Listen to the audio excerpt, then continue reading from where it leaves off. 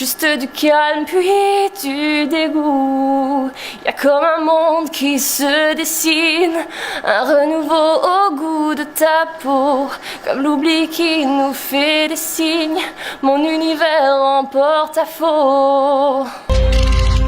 Stromabil revient sur la scène, ça y est, peut-être le début d'une seconde tournée, on lui souhaite bonne chance. Et pour cette première, ici à Châlons-en-Champagne, il a décidé d'inviter en première partie Camille Estéry. Camille Estéry, peut-être vous ne connaissez pas, elle nous vient de Lorraine, elle a déjà sorti un album, elle a enchaîné avec un EP, et c'est ce qu'on va découvrir, puisqu'elle a accepté pour nous, Camille Estéry, de répondre aux questions de Chante TV. On la découvre maintenant ici à Châlons-en-Champagne.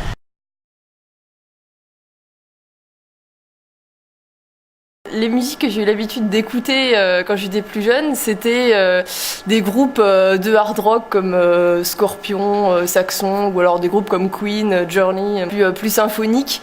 Et pourtant, c'est pas du tout ce que je fais. Donc là, je pense que je m'inspire un petit peu de tout, surtout de mes expériences de vie. Et après, j'ai envie de personnaliser ces histoires en leur mettant de la couleur, du son, tout ce que je peux y apporter pour qu'elles soient plus vivantes.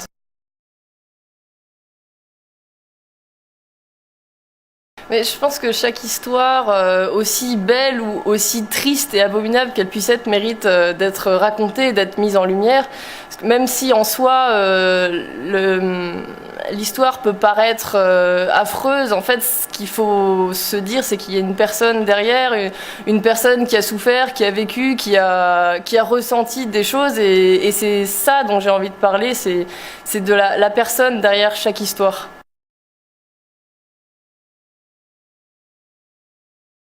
On peut peut-être parler de ça comme ça, effectivement. C'est vrai que comme vous disiez, Anna fait référence à l'anorexie, mais on a Puzzle, par exemple, qui fait référence à la schizophrénie aussi.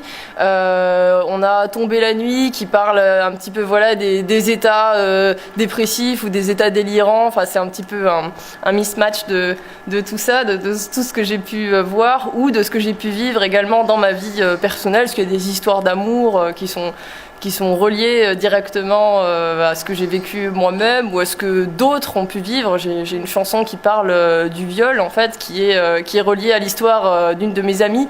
Donc il y a énormément de choses qui m'ont inspirée, et il y a aussi des textes qui ont été écrits par Géraldine Panissier, qui est ma productrice et co-auteure et amie d'ailleurs, qui, elle, s'est inspirée de sa vie, de la vie de ses connaissances, et voilà, c'est pour ça qu'on a un beau mélange dans cet album.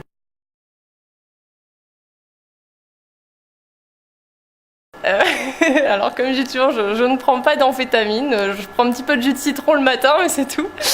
Non, mais en fait j'ai tellement d'énergie en fait qui déborde de partout, parce que la musique c'est un petit peu mon refuge quand j'ai 15 000 idées qui fusent dans ma tête, et pour me canaliser, je me pose sur ma petite feuille de papier, j'écris tout ce qui me vient, je me mets au piano, je compose des accords par-ci par-là, et je me dis tiens, ça va bien ensemble. Et donc ce qui fait que j'ai tout le temps une dizaine de chansons qui traînent dans un tiroir, qui sont des fois écrites à moitié, voire des fois même que 2-3 phrases, mais je me dis un jour je la finirai, et souvent je les finis d'ailleurs, hein. Ça peut prendre du temps, mais voilà, j'ai déjà plein de choses qui sont disponibles, et c'est pour ça que quand Florent m'a contacté pour faire à la base un duo avec lui, qui est devenu ensuite un EP, je lui ai dit j'ai ça à proposer, et il était super content, parce que de son côté il avait aussi beaucoup de créativité, et c'est allé tout seul, quoi.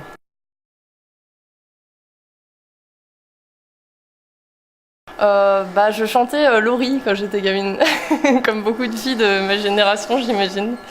Et puis je chantais aussi des chansons d'hard rock, d'AC/DC par exemple, quand j'étais avec mon père. Voilà.